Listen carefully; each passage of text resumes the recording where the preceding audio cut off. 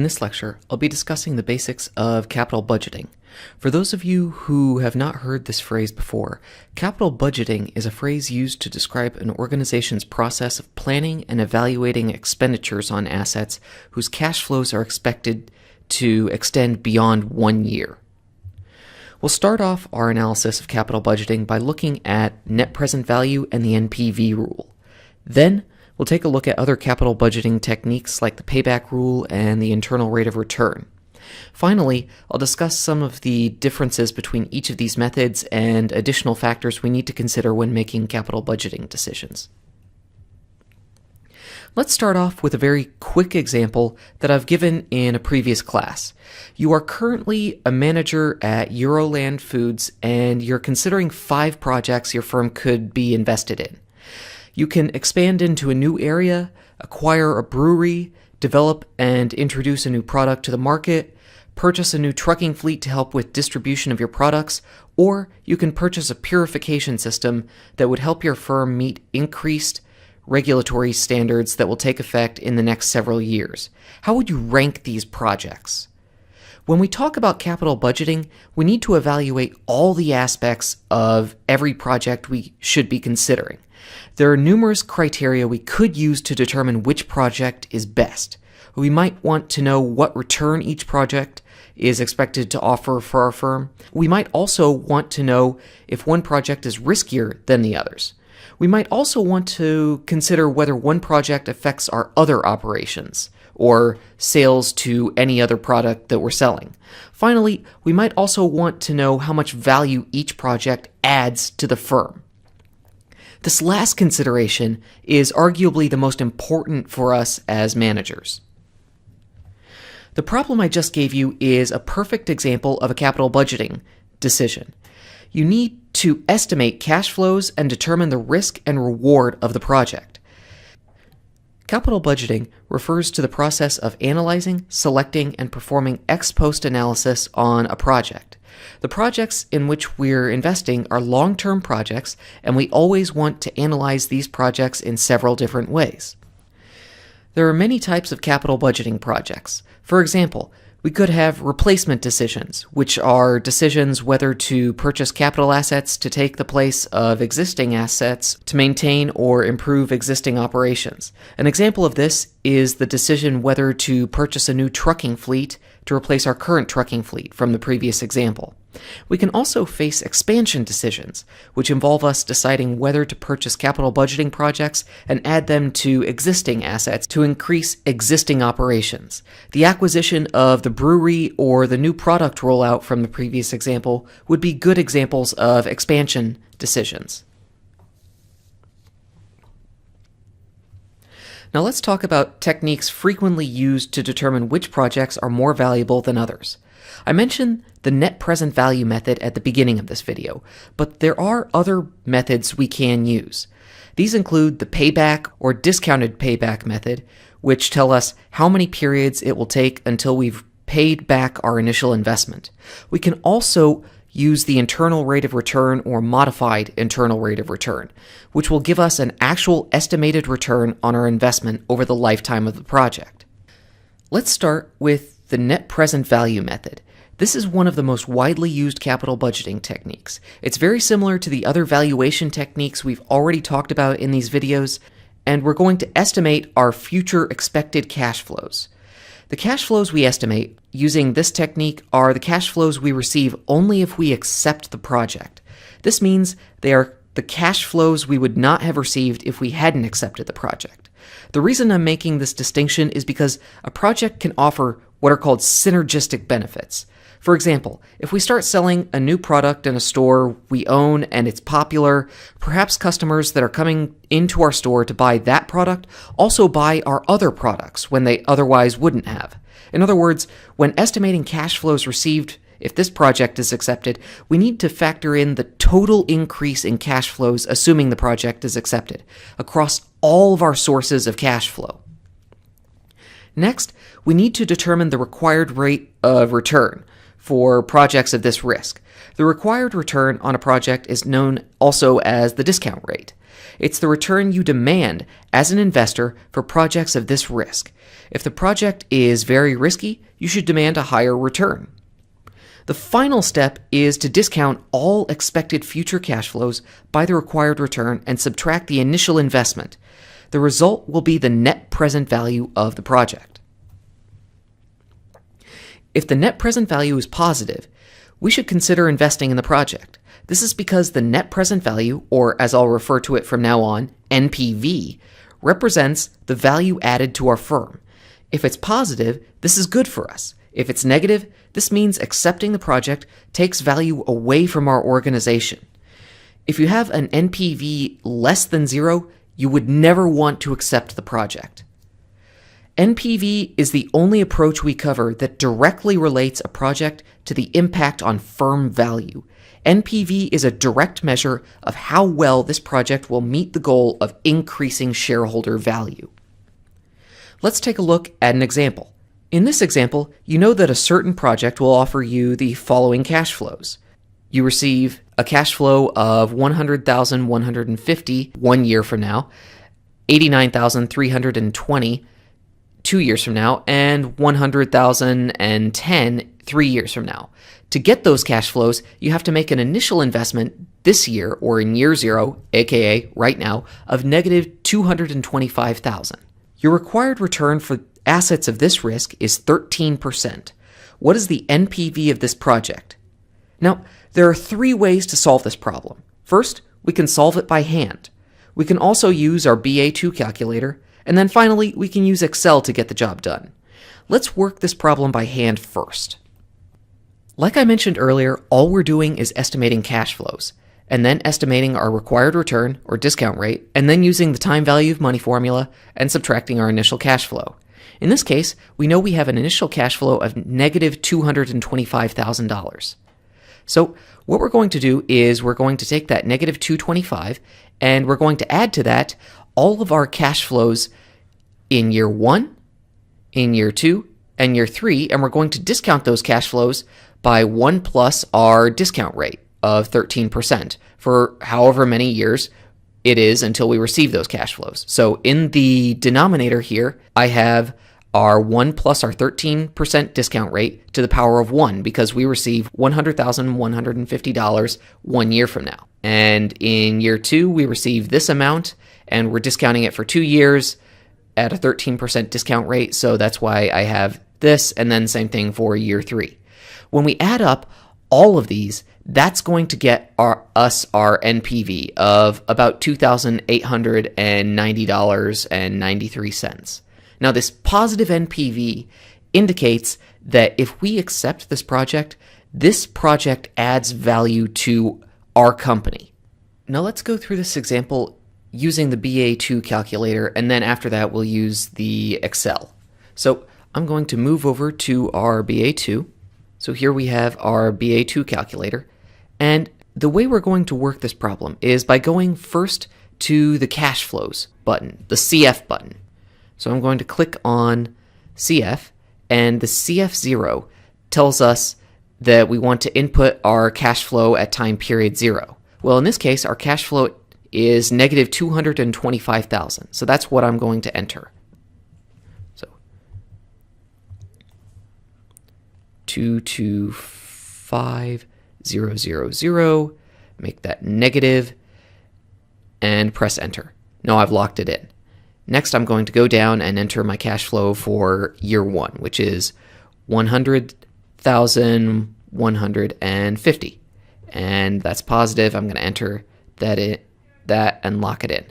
Next, we go down by hitting the down arrow, and this F01, if you remember, tells us the frequency or the number of times we receive that $100,150. And obviously, we're receiving that once.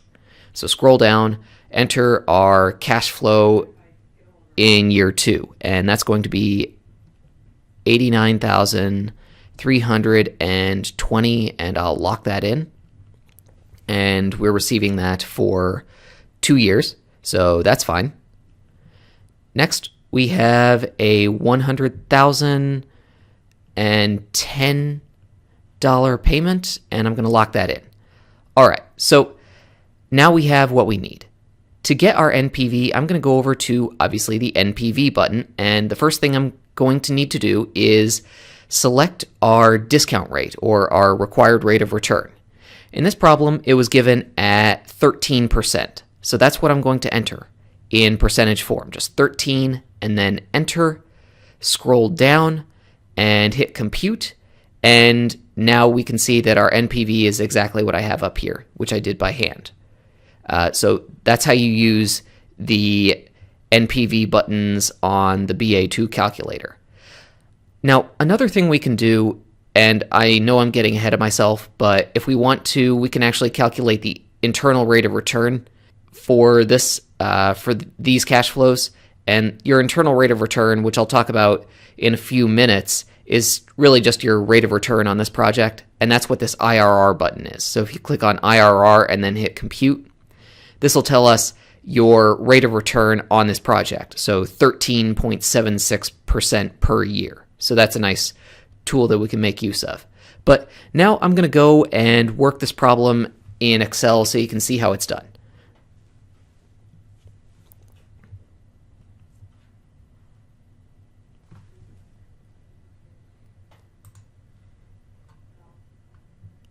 All right, so I've opened up the spreadsheet that I have for this lecture, and here we have our years, so years 0 through 3, and our cash flows, which I've already put in here.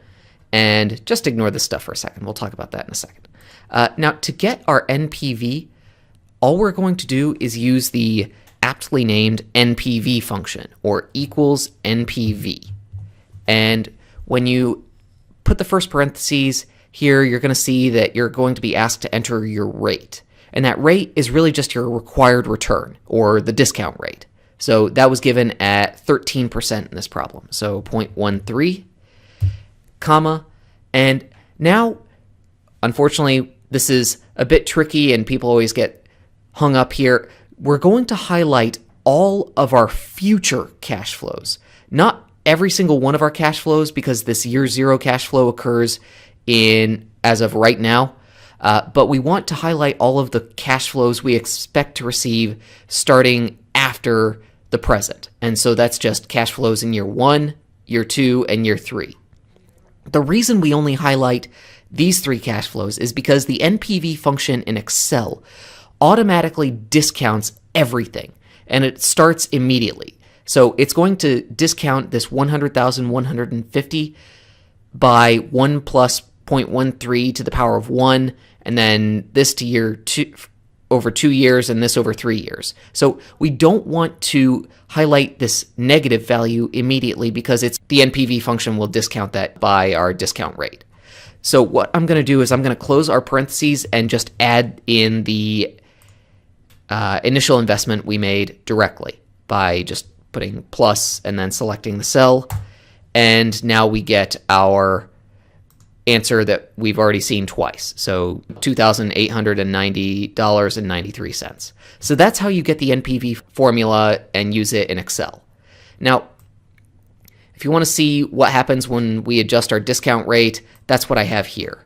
I'll talk about something along these lines here in a second, but let's get back to the actual lecture. The NPV method meets all the desirable criteria for analysis and should always be our dominant decision method. If conflicts between the results of different methods exist, and we'll show that sometimes they can, then the decision should be made based on the NPV result. The reason the NPV method should be the one you care about most is because it's multifaceted, but as you'll see, some of the other techniques don't. And as you'll see, some of the other techniques don't take into account all of the expected future cash flows. They might not also take into account the time value of money formula, or they might not adjust for risk. The NPV technique can allow us to rank mutually exclusive projects, which are just projects that can't both be selected. So what I'm trying to get at here is the NPV method is kind of our end-all be-all technique, but you don't want to use it in a vacuum. You always want to make sure that you're using other techniques just as a double check, but when in doubt, the results of the NPV method are going to hopefully carry more weight.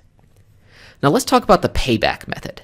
The payback method, or as it's sometimes known, the payback period technique, is the technique where you determine the payback period. The payback period is the length of time until the accumulated cash flows equal or exceed the original investment. In other words, this technique allows us to determine how fast you recoup your initial investment. First, we estimate our expected cash flows. Then, we subtract the future cash flows from the initial cash flow until we've recovered our initial investment. Many firms using the payback method use a decision rule where they'll only accept the project if the payback period is less than some preset limit, say 2 years or 3 years.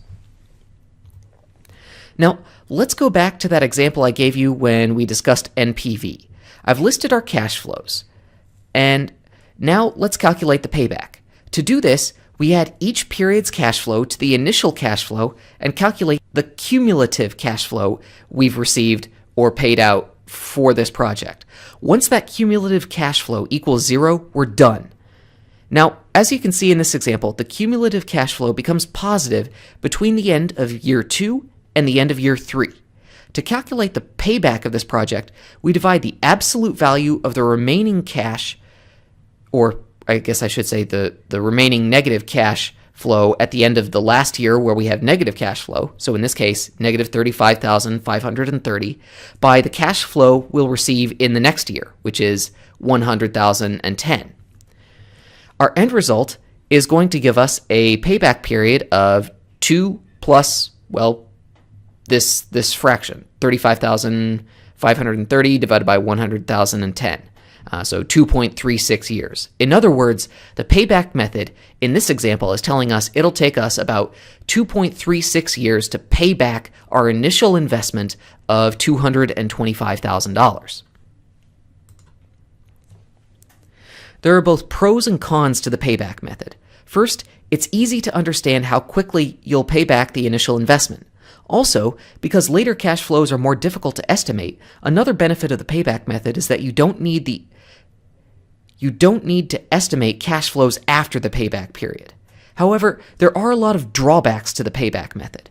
First, it ignores the time value of money, meaning you're not discounting cash flows you receive to the present.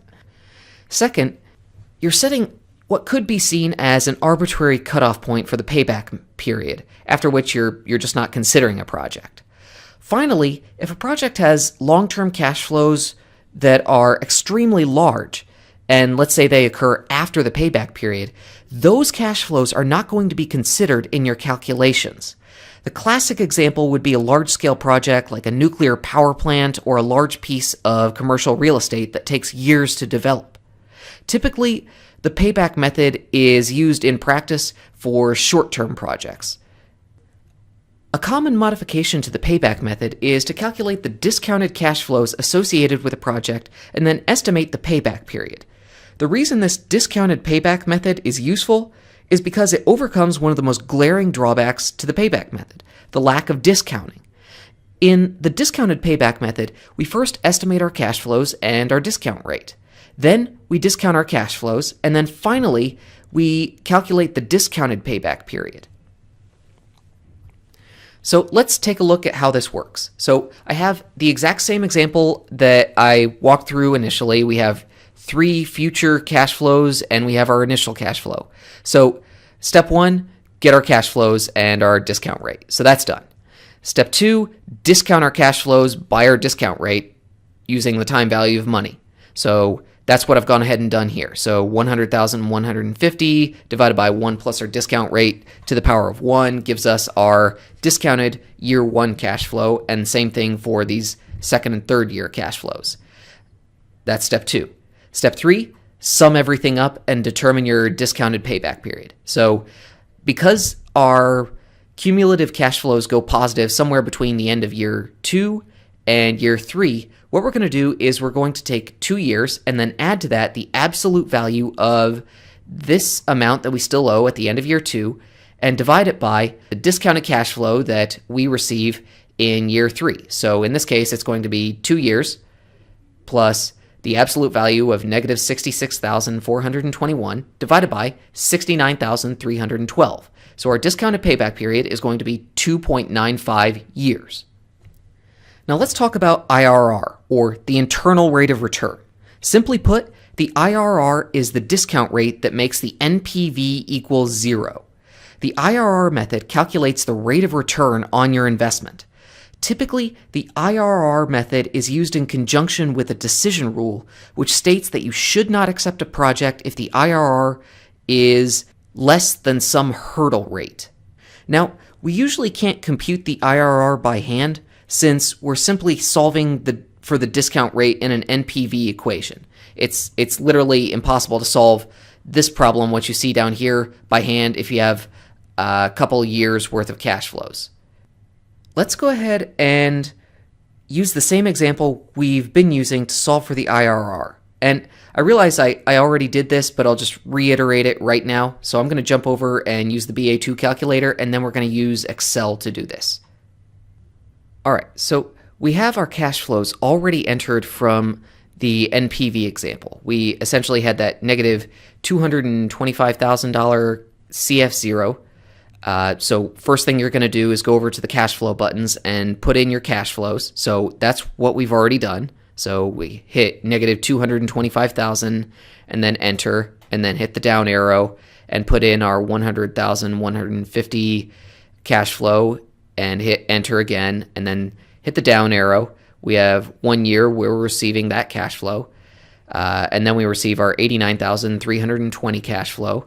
Hit enter, then the down arrow, and we're receiving that for 1 year, so obviously that's good to go. Hit the down arrow and enter our year 3 cash flow, which is this. Make sure you lock it in by hitting enter, and then make sure that you're receiving that for 1 year. All right, so that's it. Next, rather than going to the NPV button, you're going to go over to the IRR button. And I've already worked this problem earlier in the video, but if you just want to hit the compute button, what you're going to see is exactly this. So your IRR in that example is 13.76%. Like I mentioned, a lot of times a manager will have some hurdle rate in mind. And if the IRR of a certain project is not above that hurdle rate, that might cause the project to be rejected. So let's say our rate of return here on this project is this, 13.76%, but we have a hurdle rate of 20% for new projects of this risk. Well, in that case, we're going to reject this project simply because it doesn't offer us the return that meets our standards. So that's how we use the BA2 calculator to solve this problem. Now let's go over to Excel and solve this problem. So here we have the exact same data, and the IRR function in Excel is way easier than the NPV function. You're literally just going to put equals IRR and then highlight all of your data, starting with year 0. So I'm going from cell C4 to C7. And if you want to, you can put in a guess. You don't have to put in anything here. This guess is something that you can do if you are going to have multiple possible rates of return. I'll talk about that in a second, but in this case, it's not necessary. We're only going to have one IRR, so I'm going to close my parentheses, hit enter, and get a little more definition here. And as you can see, our IRR is 13.76%, exactly what we found earlier. So that's how we do it. Now, we need to discuss the relationship between IRR and NPV. Depending on the discount rate you use in the NPV formula, you'll calculate a different NPV. So if you took a look at that first Excel tab that I had open, you might have noticed that we had different NPVs for different discount rates, and we had exactly this chart over there. So I just thought I'd make it a little more friendly to the eye on this slide. Now, the higher the discount rate, the more you're going to be discounting the later cash flows. And at some point, your NPV will equal 0. So what I've got here is our NPV for this project, and down here I have our discount rates or potential discount rates. And as you can see, as we increase the discount rate, the value of this project to our firm falls. Why? Because we're discounting each of those later cash flows by a larger and larger amount. And at some point, our NPV is going to go equal to 0. And that point, That's our internal rate of return. It's 13.76%, what we just calculated. So that's the relationship between NPV and IRR. IRR is really just the discount rate or the rate of return that makes the NPV equal 0. Now let's talk about the pros and cons of IRR. First, it's easy to calculate and understand since it's just a basic return on your investment. It takes into account all cash flows, the time value of money, and if you have a hurdle rate in mind, you can tell whether the project is worth the risk. There are, however, some drawbacks to the IRR.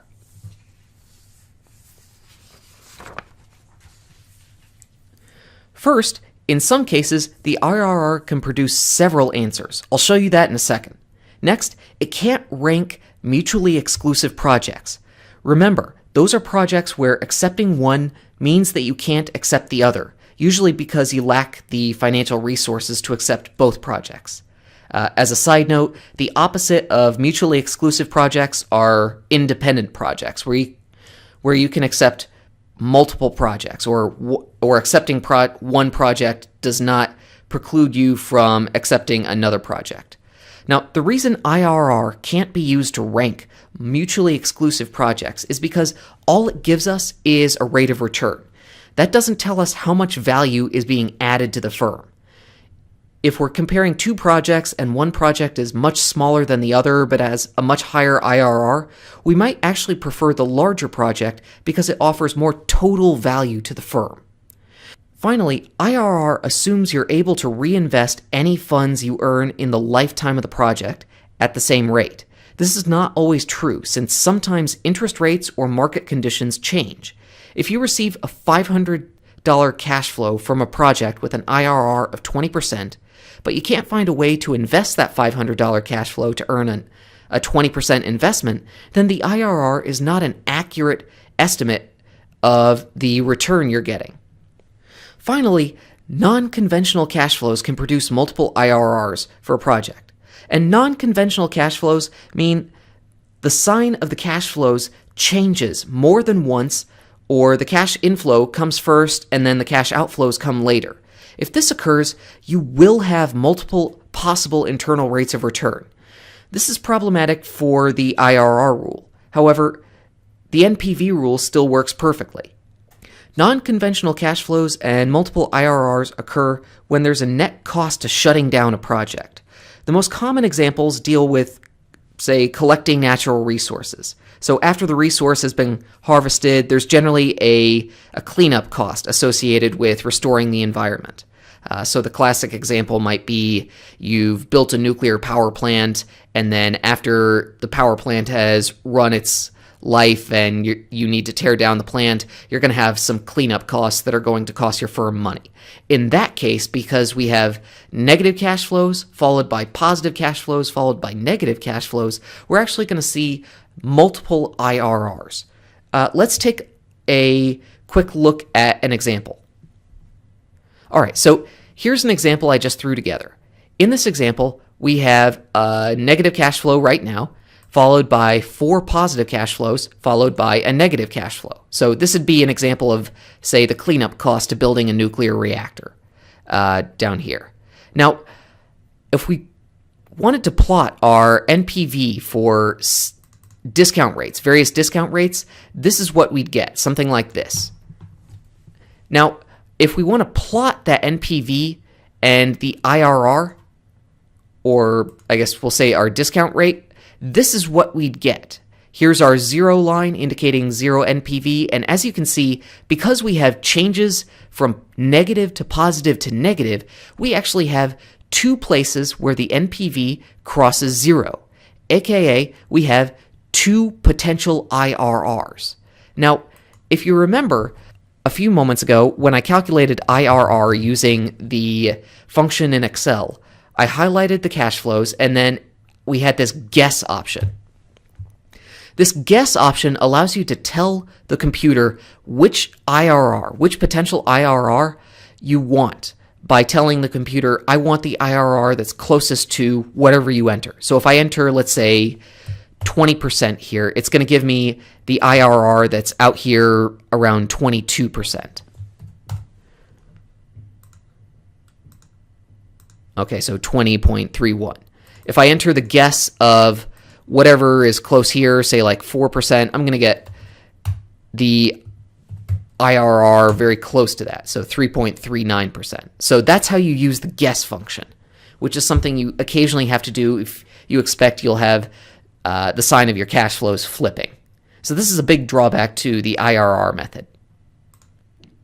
Now, if a project's cash flows are conventional, aka the costs are paid early and the benefits are received over the future period of, or the future life of that project, and the project is independent, then the NPV and the IRR are going to give the same accept or reject signal, which was the case with the first project I gave in with the data.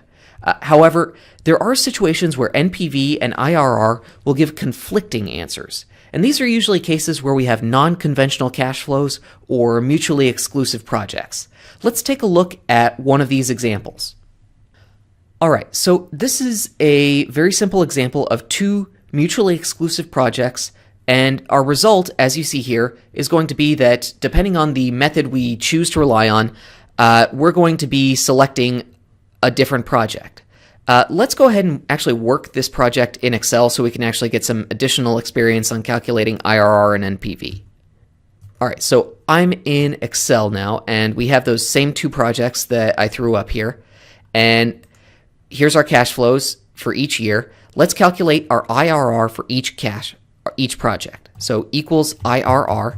And notice here that we have our initial cash flow is negative and our future cash flows in 1 year from now and 2 years from now are both positive. This means that we don't have to guess. We're only going to have one possible IRR for each of these cases. So I have a 16.02% return on project A, and I'll copy this formula over by clicking on the bottom right corner of our Excel cell and drag it over.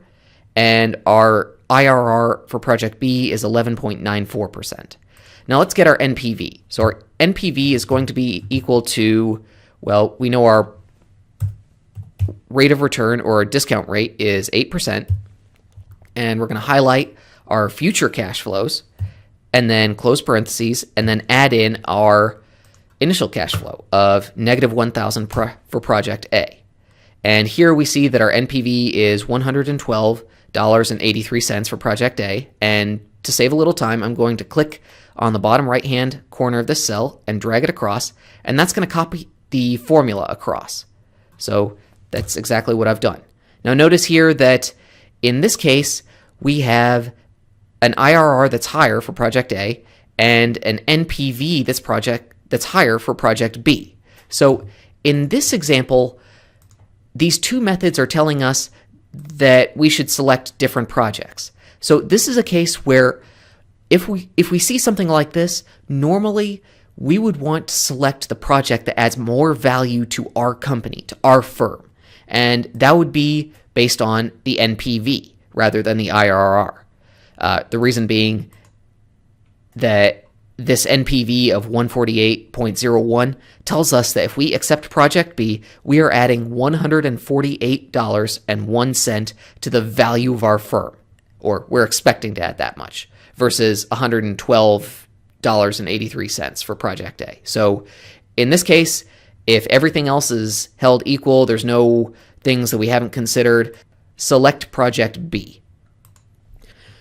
All right, so now we've talked about IRR. Let's talk about one potential solution or technique that accounts for one of the biggest problems with IRR, the reinvestment difficulty. And the technique that solves that issue is called modified IRR, or MIRR. And here's our definition. Basically, what we're going to do with modified IRR, and you can read the definition here, but what we're going to do is we're going to assume that we can reinvest any cash flows that we receive over the life of the project, and we're going to calculate the future value of those cash flows at the end of the project, sum up those cash flows, and then discount all of those cash flows back to whatever our initial investment is. And that interest rate, or that return that makes the present value equal to the discounted present value of our future cash flows at the end of the project, that's going to be our modified IRR. This is easily our most complicated technique, so let's talk about it in a little more detail, or let's put some numbers to it. So, like I said, the modified IRR is assuming that we can reinvest any cash flows that we earn during the life of a project. And we're going to reinvest them for a certain amount of time until the end of the project. And then we're going to take the sum of all of our cash flows, discount it back to the present and whatever the rate is that makes this the $1,000 initial investment equal the $1,310 total future value of our cash flows equal, that's going to be our modified IRR. So let's go through this example in a little detail. Step 1, get your cash flows and identify your reinvestment rate. So in this example, we have our cash flows. So we're making a $1,000 cash outflow at the start of this project, and then in year 1 we receive $600, and in year 2 we receive $650. And we assume that we can reinvest this $600 today, or when we receive it, at a 10% rate, obviously, because that's what we have over here, 1 plus our rate of return. So we take that $600 and multiply it by 1 plus our reinvestment rate to the power of 1, because we're investing it for 1 year to the end of the project. We do the same thing with this $650, except that we're only investing it for 0 years, since this year 2 is the end of our project. So we have essentially future values for cash flows at the end of year 1 and the end of year 2 of $650 and $660. Sum them up to get $1,310. And our last step is to essentially solve this equation that I have right here. We're taking our $1,000 present investment or initial investment and setting it equal to the future value of all of our cash flows divided by 1 plus our modified IRR to the power of the number of years over which we're investing. So basically there's 2 years between the start of the project and the end of the project, so we're squaring this 1 plus MIRR. And so that's going to get us our MIRR. And we do have a decision rule here with the MIRR, and that is it's basically we have a hurdle rate. If we have a hurdle rate in mind for a project, let's say 10%, and the modified IRR is less than that 10%, reject the project. If our modified IRR is greater than that hurdle rate of, let's say, 10%, accept the project. All right, so now I've shown you how to do this by hand. Let's go ahead and do it in Excel. All right, so here's Project A. We've been working with Project A from that earlier example that we have. And what I'm going to do is I'm going to use the MIRR function in Excel to calculate our modified internal rate of return. And the MIRR function is, well, it's pretty straightforward. You just put in equals MIRR and highlight your values. So we're highlighting all of our cash flows here, the initial cash flow and the future cash flows. And then we need to select our finance rate and reinvestment rate. We're going to assume that those are the same thing. Those are both going to be 10%, which was given in this problem. So this finance rate and the reinvestment rate, these are the rates at which if we receive any cash flows, let's say the $600 cash flow in the middle of the project, that's the rate at which we're reinvesting, or the rate of return that we get if we reinvest that $600 cash flow from the end of year 1 to the end of year 2. So I'm going to put in 0.1, comma 0.1, close parentheses, and our modified IRR for Project A is 14.46%. And so if we have a hurdle rate of 10%, this would tell us we really should consider accepting this project. Now, let's talk about how capital budgeting is used in practice. Depending on who's performing the capital budgeting and the projects or the industries being analyzed, some of these methods might be used while others might not be used. However, having more information is often much better than having less information. It's common among large firms to employ a discounted cash flow technique, such as the IRR, along with the payback method. This is one way of getting around the uncertainty of estimating the future cash flows that you need to estimate your NPV. Now, even though the payback method should not be used to make the final decision, we should consider the project very carefully if the payback method suggests that we reject the project. There may be more risk than we've considered, or we may want to pay additional attention to our cash flow estimations. We can also, as you'll see in the next section, use what are called sensitivity and scenario analysis to analyze whether or not we should be accepting a project or rejecting a project. Now, I will say there have been several studies, academic studies, where surveys have been passed on to CEOs and CFOs of Fortune 500 companies. And what those academic studies have found is that obviously the NPV method is the most popular and the IRR is very close second, but the payback method is actually very, very commonly used, particularly for smaller projects where you need to know how quickly am I going to recoup my investment. So for those smaller projects, the time value of money is really not as important, just because you're only receiving cash flows for a year or two, and it's really just more important to determine how quickly am I going to get my money back. All right, now let's walk through this example and use it as an opportunity to use all of the tools we've just discussed in this section. I'll do the work in Excel, and then we can talk about which of these projects we should accept. So let's go through this thing. Now, your firm has $300,000 to invest, and you have 4 investment opportunities. Your required return is 10% on the new beer and the vineyard, but 7% on the safe investment and the retooling. And all projects have a required payback of 4 years. So essentially, if we find a project has a payback period of more than 4 years, it's automatically out. No questions. And here's the basic information we need to calculate all of the NPV, IRR, payback method, modified internal rate of return, etc. So let's get to it. I've put this information or cash flows for each of these projects in Excel already, but let's go through each of these right now before we get to Excel and then work off of Excel. So this new beer, this project going to cost $100,000 today, so year 0, and has cash inflows of $30,000 every year for 5 years. So our cash flow is going to be $30,000 or positive $30,000 from years 1 through 5. Our vineyard, we're investing $100,000 into this vineyard, and it offers a cash inflow of $80,000 in years 4 and 5. So we're going to have cash flows of 0 for years 1 through 3 and $80,000 for years 4 and 5. Our safe investment means that we can invest $200,000 in treasury bonds, which will offer us $30,000 in year 1 and $230,000 in year 2. In reality, these would be called T-notes, but whatever. And so we're going to have cash flows of $30,000 and $230,000 in years 1 and 2 respectively. And then finally for the retooled brewery, so we're probably cutting costs, fixing equipment that needs to be fixed, etc. This project is going to cost $100,000 and has cash flows of $70,000 in year 1, $50,000 in year 2, and 0 for the remaining 3 years. So let's move over to Excel and take a look at this.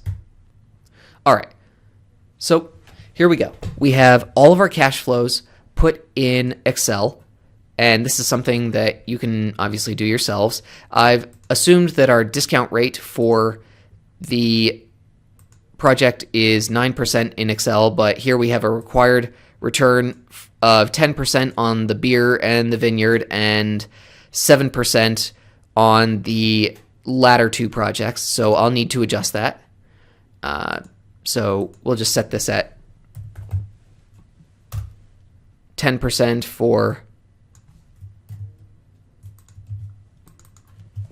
projects 1 and 2,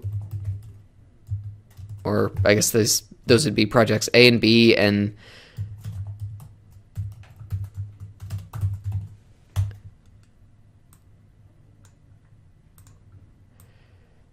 a 7% hurdle rate or discount rate for projects C and D.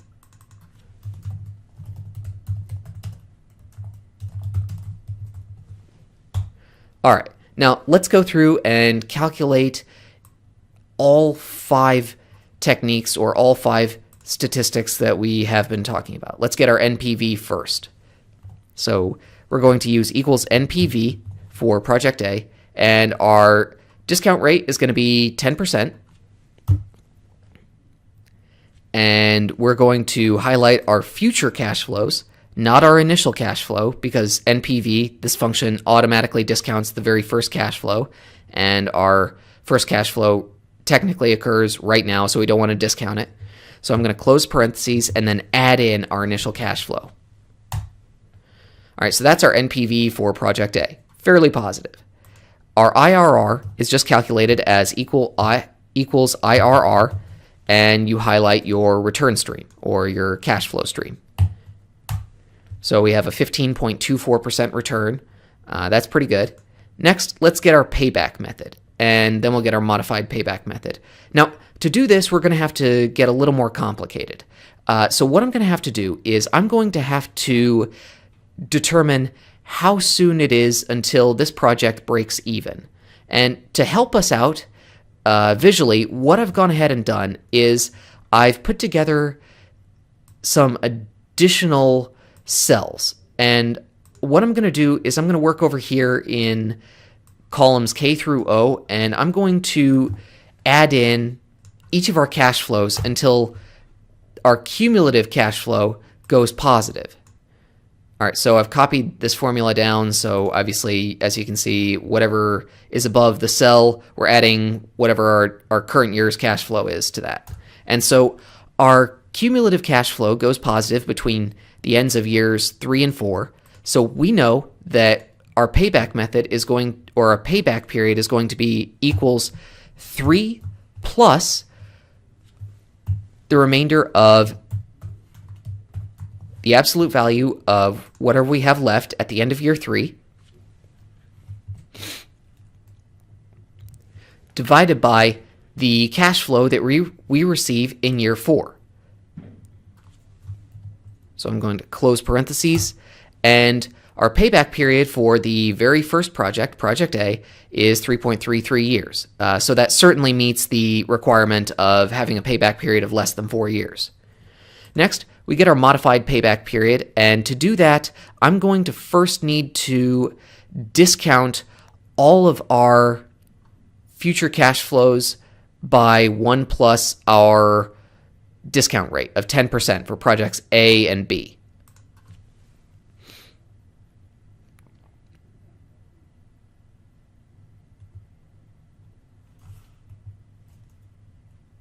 And to do that, I'm going to start off by taking our value or selecting equals and the value for year 0 and divide and adding to that the quantity of our initial value or our value for each year divided by 1 plus our discount rate to the power of however many years it's been. So it's been 1 year. So this is our formula to calculate the modified payback or our discounted cumulative cash flow for year 1. So I'm going to close parentheses. And so obviously our modified cumulative cash flow is different than our just standard cumulative cash flow because, well, now we've discounted this $30,000 and it's worth something less than $30,000. So when we add that to our negative $100,000, we get a lower number. So that that formula I can copy down. So when I copy down or click on the bottom right-hand corner of the cell and drag it down, we're just pulling this data all the way down, except that I need to lock in the cell up here, C2. I need to tell Excel that I want it to stay the same as long as I'm copying this formula down. So one of the ways that we do that is we put dollar signs in front of the column and the row. So that's what I've done here. I've put dollar signs in front of C and 2. And so now if I copy this formula down, you'll see that the numbers change, and now we can see that our cumulative cash flow or discounted cumulative cash flow for project A goes positive between years 4 and 5.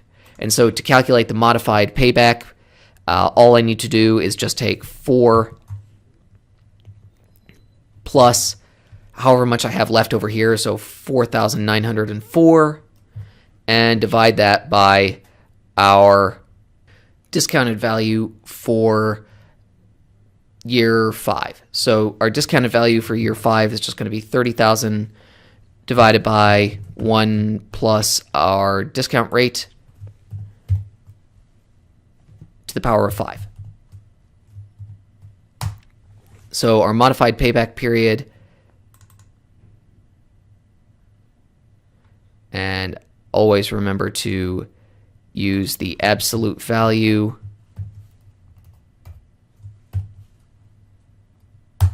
And so our modified payback period is 4.26 for project A.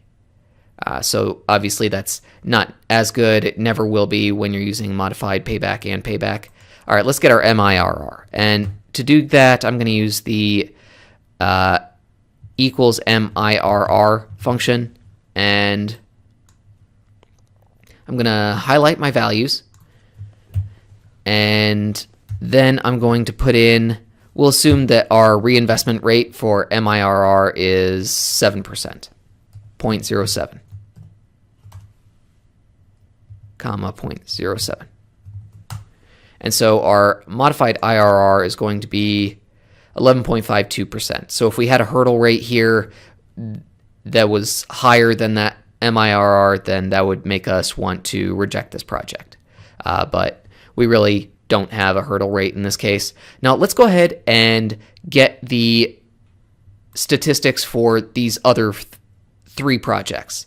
To do that, I'm just going to copy these formulas over, but to do that I need to put in some dollar signs to lock in our discount rate cell. And I'm also going to need to copy these formulas over here.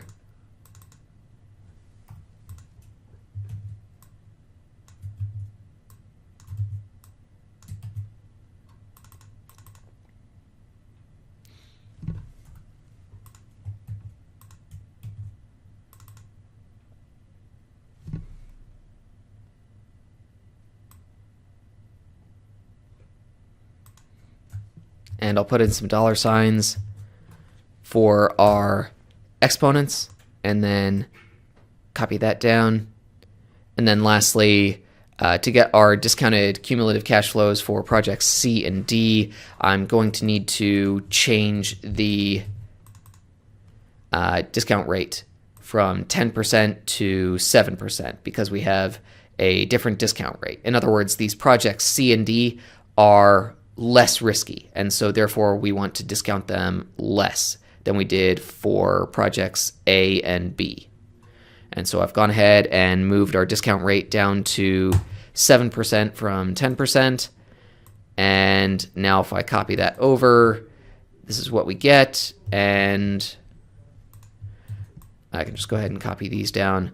And let's go ahead and get our statistics. So NPV, I can copy all the way over. I feel pretty comfortable with that formula being copied over, except that I need to change the discount rate for NPV for C and D, just because we have a lower discount rate that was given in the problem. So 7% for C and 7% for D. Our IRR, we can just copy that one over. That's our easiest formula and the easiest thing to get. Next, our payback method.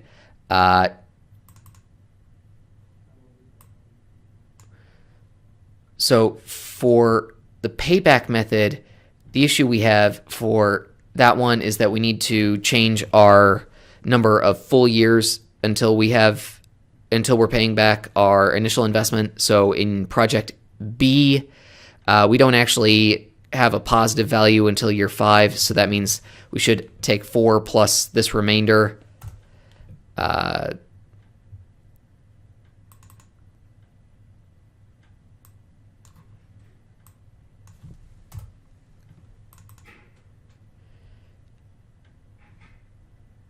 In project C, we go positive between the end of year 1 and end of year 2. So we're going to have 1 plus a remainder of whatever's left at the end of year 1 divided by what we receive in year 2. And finally, for project D, we go positive between year 1 and year 2. So we're going to have a 1 plus the absolute value of negative 30,000 divided by 50,000. All right, so those are our payback values or periods. Our modified payback periods. So first, we basically just need to do the same thing.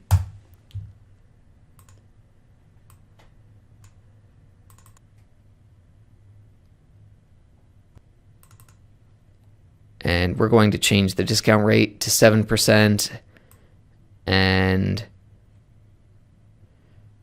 change the remainder values or the cells that we're looking for the remainders up here.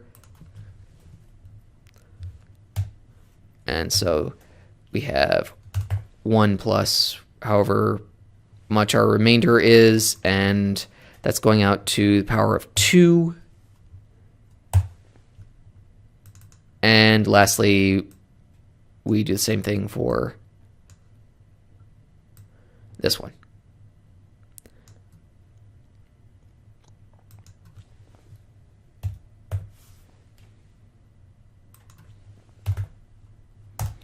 All right, so that's that for the modified payback. Lastly, let's get our MIRR. And that, again, like the IRR, we can actually just copy over. All right, so now we're done with our calculations. So as you can see, we have some statistics with which we can analyze these 4 projects. So in this case, we can see that project C actually offers us the highest NPV. Also, we do have a requirement that each of the payback periods for each of these projects has to be less than 4. So in this case,